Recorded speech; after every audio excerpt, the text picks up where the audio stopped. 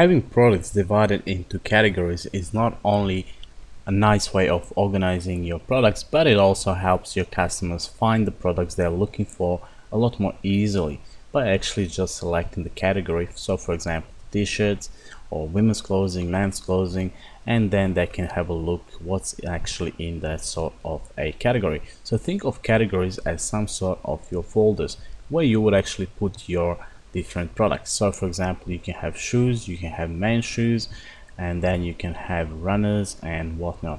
So in this video tutorial, we'll have a look how to create one of these categories. So now I'm in catalog under the categories, and I'm going to hit on add a new category. Adding a new category is quite easy and straightforward. First of all, we have to enter some sort of a name for the category. So I'm going to call my category men here. Is this displayed? Yes. Parent category, I'm going to leave it as home. So there's a root home, and the reason why I'm doing just man, category called man, is that I will have subcategories under this particular category man. Okay, so the next thing we'll come to is the description, and here you can enter any sort of a description you would like.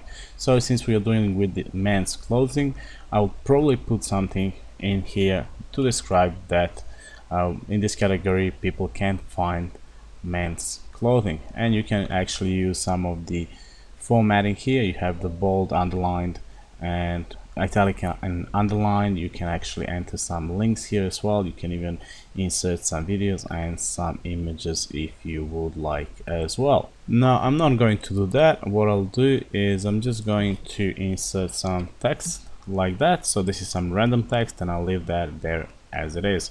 Now you can insert an image. I do not have any image at the moment, but what I'll do is actually I'll leave this blank, and what I'll do is I'll come to image section a bit later and actually show you how you can edit this. So how you can edit the category which is already being created. Meta title, I'll leave this one as empty, as well as the next couple of options there.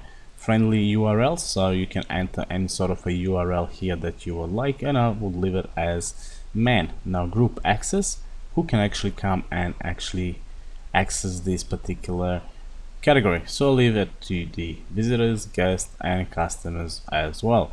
Now there's a tutorial in how to create different groups of people, and if you like to have more groups of people here, you can actually go and create a new group. So basically this is all that is actually required for creating a category, apart from actually inserting an image and apart from actually filling in these meta keywords and the description and the title.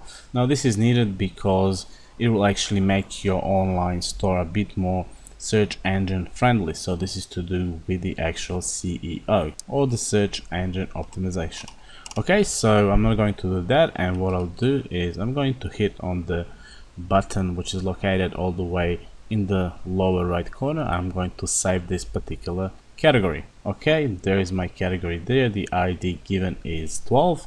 There's the description I have entered, and actually I can move it, you know, up or down and whatever I like. This button here actually shows whether or not this category is being displayed, and at the moment it is. There's the edit button, and of course I can use one of these buttons here to actually import another category, or I can edit and I can export it and refresh it. Okay, so I have created a category here, and what I'll do now is I'm going to hit on add a new category once again.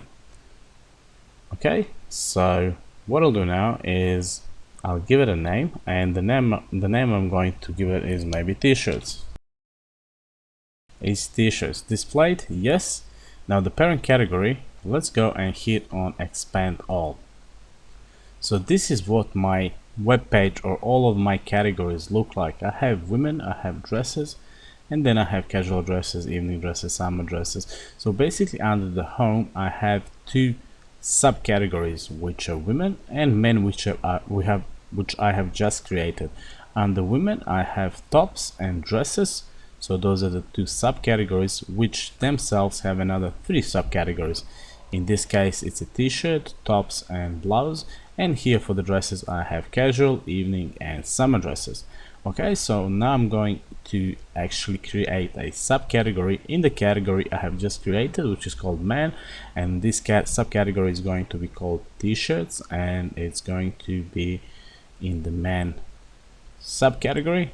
And by clicking on men, now I have selected that my t-shirts category subcategory is going to be located in the men category. Okay, think of this once again as your folders, and this is actually given in that format. If you remember, all Windows, it used to have these folders. So basically we have home, and then we have second level, which is women and men, and then in the third level we have tops and dresses, and then we have fourth level subcategories. So now we are creating the second sub level category, first one being women and men, and the second one is going to appear here, which is going to be called t-shirts, which is actually going to be exactly the same as this one here called tops.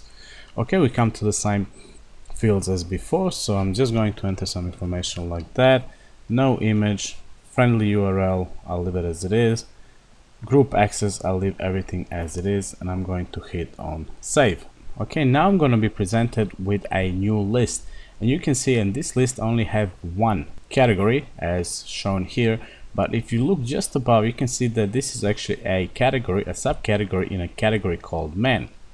Alright, so I can see that my t-shirt subcategory is in subcategory called men, which is actually in the category called home. The information given here is the ID, the name, the description which I've just entered before, position, whether or not it's been displayed, and I can actually edit this one here. Okay, so this is how you would actually go about adding different categories. If you go back to the list, you're still only going to see two main subcategories, the men and women. So basically we have seen how to create a subcategory, and in that subcategory how to create a new subcategory. So now if I go to my products, and here all of my products will be displayed as before, and I can see that there's a category section here. And basically what I can do at this point of time, I'll actually go and I'm going to hit on edit on one of those, and what I'll do is I'm going to go into the fourth option here, which is the associations, and here is the default category. So for this particular product, the default category is actually summer dresses. I can also follow this link here and create a new category. Okay, and to do that we'll actually be brought to the same page as before, and we enter some information which we have done before. I'll just go back, and once again I'll go exactly to the same link, and here you'll find this tree once again. And if I hit on expand all, this is my two categories which I have just created, so men and t-shirt. So I can associate this particular product with t-shirts, even though this is women's and we're talking about men's, but for this particular purpose, for the actual purpose of showing how everything works, I would just click on t-shirts here. In real life situation you would not actually click on t-shirts here, because we're talking about women's products rather than actually men's products. Okay, so this is how you will actually go about adding categories, and putting products in those categories will actually, like I said before, make sure that everything is well organized, but it will actually also give your customers a better way of finding and searching for the products that they are looking for. So make sure you have created a lot of categories for all different products, and that actually you put those products in those categories, and this is actually required before you can actually go and add a new product. Well, actually it's not required, but it's always recommended that you add different products to different categories which you create at your Presta online e-store.